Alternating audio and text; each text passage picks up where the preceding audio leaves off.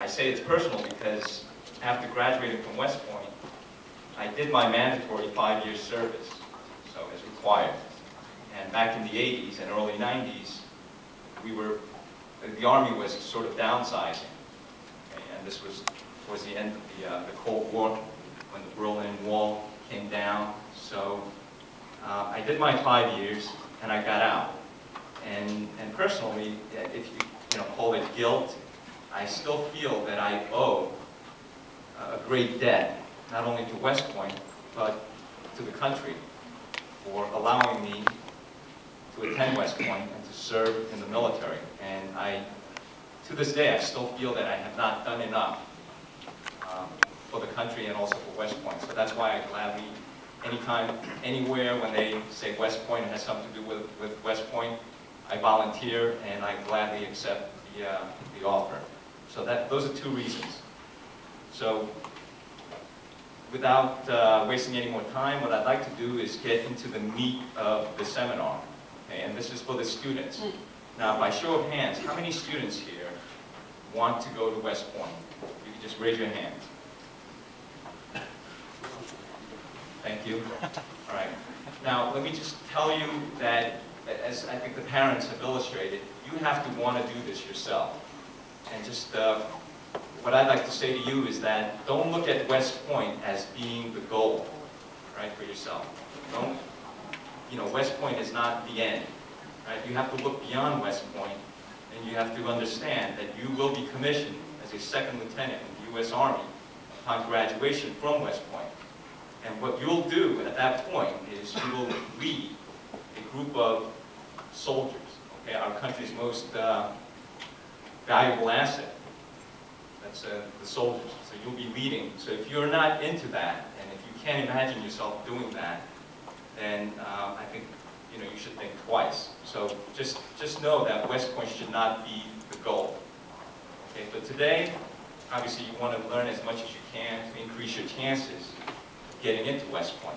But please, in the back of your head, in the back of your mind, know that upon graduation, you're going to be asked to lead a group of American soldiers.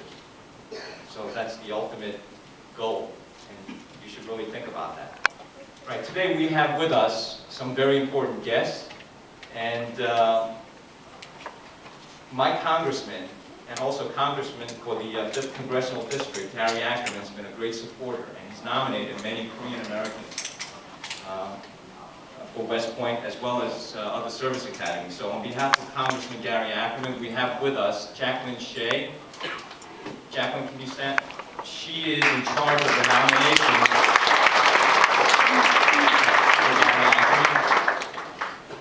And do we have Major Ken Park with us today?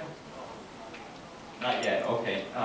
For those of you that don't know, Major Ken Park took over Major Lynch's position as the CARS, Korean American Relations Seminar up at West Point. That's Korean American Cadet Club. Okay? That's the, I guess, the easiest way to explain CARS. It's a club up there, and the OIC is Major Ken Park, and he's also a West Point graduate. And hopefully we'll see him later on. And we have with us West Point cadets. From left to right, if you could just stand up and introduce yourself. My left. Yeah, my left. I'll go around. Okay, go ahead. Good afternoon, ladies and gentlemen. I am Cadet Corporal Jung Sun from California, and I'm in the company E3 with the class of 2013.